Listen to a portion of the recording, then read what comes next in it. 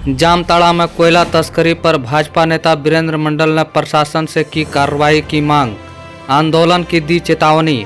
नमस्कार, आप देख रहे हैं रिपोर्ट एक्सप्रेस और मैं हूं आरिफ हुसैन। अब हम आपको जामताड़ा से एक अहम खबर से रूबरू करवा रहे हैं। भारतीय जनता पार्टी के प्रदेश कार्य समिति सदस्य और जामताड़ा विधानसभा के पूर्व भाजपा प्रत्याशी वीरेंद्र मंडल ने नाला विधानसभा क्षेत्र में हो रहे बड़े पैमाने पर कोयला तस्करी को लेकर जिला प्रशासन से तत्काल कार्रवाई की मांग की है।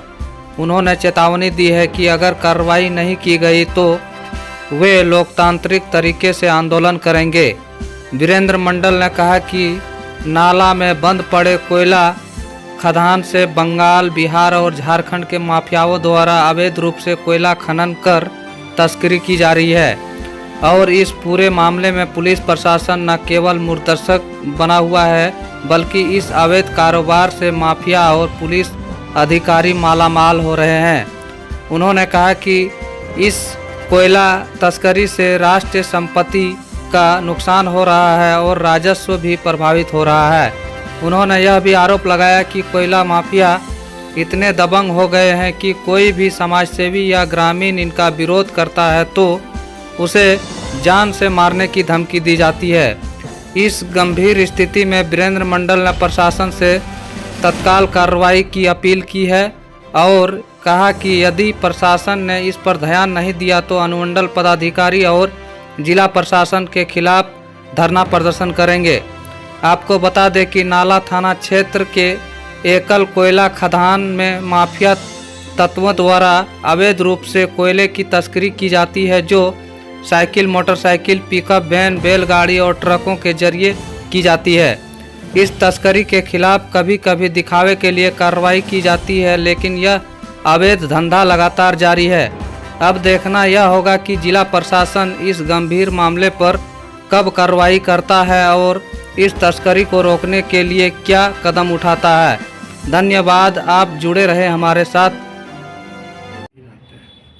बावजूद धड़ल्ले से चल रहा है। देखिए, अभी वर्तमान समय में अगर नाला, विशेष करके नाला में नाला थाना की बात अगर करें तो नाला थाना अंतर्गत पलास्थली, बेलडंगाल, परिहारपुर, चिचुरबिल, इन सभी स्थानों पर जो है धड़ल्ले से अवैध कोयले की तस्करी हो रही है और एक तरह से कहें तो पुलिस मूकदर्शक बनकर काम कर रही है। मूकदर्शक क्या, कोयले के जो माफिया है उन माफिया के साथ मिली हुई है। माफिया इतने दबंग हैं, ये अंतर्राज्यीय गिरोह है। ये झारखंड से भी है, बिहार से भी है और पश्चिम बंगाल से भी है। यह गिरोह के लोग इतने निर्भीक है, इतने दबंग है कि स्थानीय स्तर के कोई सोशल वर्कर है या कोई भी आम जनता इस अवैध कोयले की तस्करी को रोकने की अगर बात करती है तो वो जो कोयले के तस्कर लोग हैं उन लोगों के द्वारा सीधे वैसे पर्सन को जान से मारकर फेंक देने की धमकी भी दी जा रही है। आलम यह है, अगर कोयले के तस्कर को कोई भी आम पब्लिक या समाज से भी रोकने के लिए जाएगी तो कहीं ना कहीं हमें लगता है जो वहाँ की स्थिति बनी हुई है, पुलिस का संरक्षण प्राप्त करके वैसे कोयले के तस्कर उन लोगों के साथ अप्रिय घटना भी घटा सकता है। इसलिए कि वो लोग खुले धमकी देता है कि कोयले तो चलाएंगे ही, रोकने वाले को उसी कोयले के खदान में मारकर डाल देंगे। एक तरह से भय का आलम है, लोगों में आक्रोश है और आए दिन, हम कहेंगे प्रतिदिन, एक बड़े पैमाने में सरकारी राजस्व का नुकसान हो रहा है।